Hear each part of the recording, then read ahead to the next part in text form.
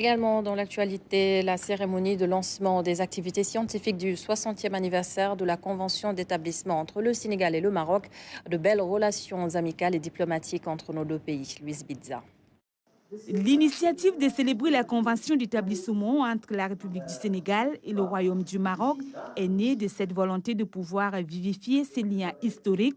Une matérialisation de cette convention signée le 27 mars 1964 entre le président Senghor à l'époque et le roi Hassan II. Cette convention d'établissement stipule de manière très simple qu'un Sénégalais a les mêmes droits qu'un Marocain quand il est au Maroc et vice-versa, y compris l'accès à certains postes dans le secteur public.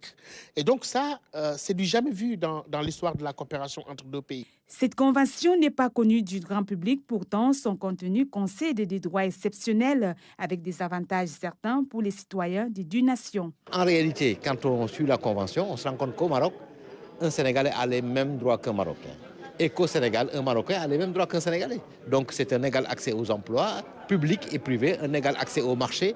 Et vraiment, cette convention était avant-gardiste, elle a été signée il y a 60 ans.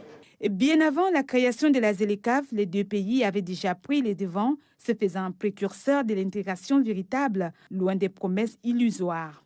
Ce texte fondateur, d'une portée unique en son genre, illustre la profondeur de nos relations et permet aux citoyens marocains et sénégalais de vivre, travailler, investir dans l'un et l'autre pays avec une facilité et égalité de traitement. Des témoignages d'anciens étudiants sénégalais au Maroc confirment le niveau élevé de cette convention. J'ai eu la chance d'avoir la bourse d'études.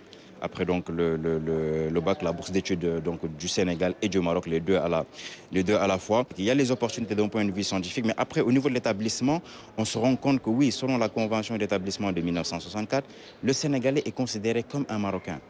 Pour l'Institut Tombouctou, il est temps que le reste du continent puisse s'inspirer de cela avec cette volonté panafricaine de développer nos relations. L'objectif étant d'arriver véritablement à faire peser l'Afrique dans le concert des grandes nations et aussi dans ce jeu d'équilibre des relations internationales.